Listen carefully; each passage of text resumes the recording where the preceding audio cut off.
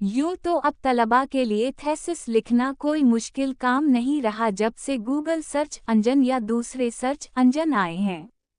लाइब्रेरियां यूं सिमट कर मोबाइल में आ गई हैं कि सिर्फ 40 साल पहले आम इंसान सोच भी नहीं सकता था।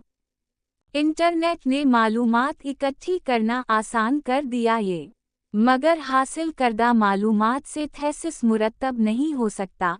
इसके लिए तालिबिल्म की अपनी काबिलियत के अलावा माहिर सुपरवाइज़र का होना भी ज़रूरी होता है ताकि इसकी रहनुमाई में तालिबिल्म अपना थीसिस मुकम्मल कर सकें।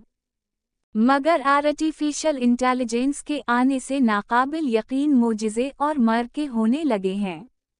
अब ना सिर्फ सवालात के जवाबात सोच के साथ मिलने लगे हैं बल्कि तशरीहात भी दस्तयाब होने लगी हैं। कानिकटिनग ने उलझे सवालात को आसान कर दिया है। एक तसूराती कहानी के तस्वीरी खाके चलते फिरते नजर आने लगे हैं।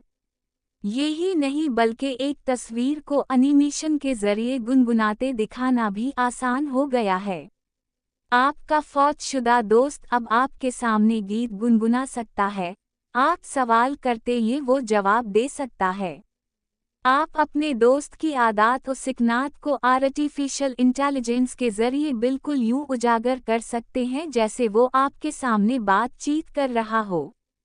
हाल ही में अमरीकी यूनिवर्सिटी ऑफ कैलिफोर्निया के एक तालिबिल्म ने ग्रेजुएशन की तकरीब के दौरान ChatGPT की वो हसटरी असातिज़ा को दिखाई जिसकी मदद से थीसिस खुद बखुद लिखा गया था।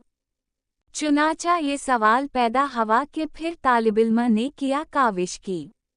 यूनिवर्सिटी इंतज़ामिया ये सोचने पर मजबूर हो गई कि आने वाले दौर में तालिबिल्म के थीसिस लिखने में तालिबिल्म का किरदार सफ़र यूं जाएगा। दुनिया के बेशतर कारपोरेट सेक्टर और फैक्ट्रियों में आर्टिफिशियल इंटेलिजेंस की बना पर वर्कर्स का रोजगार छिन जाएगा। इंसान के लिए सिर्फ वो ही काम करने को बचेगा जो आर्टिफिशियल इंटेलिजेंस नहीं कर पाएगी। वीडियो देखने का शुक्रिया। आप अपने ख्यालात का इजहार करके शुक्रिया का मौका दें।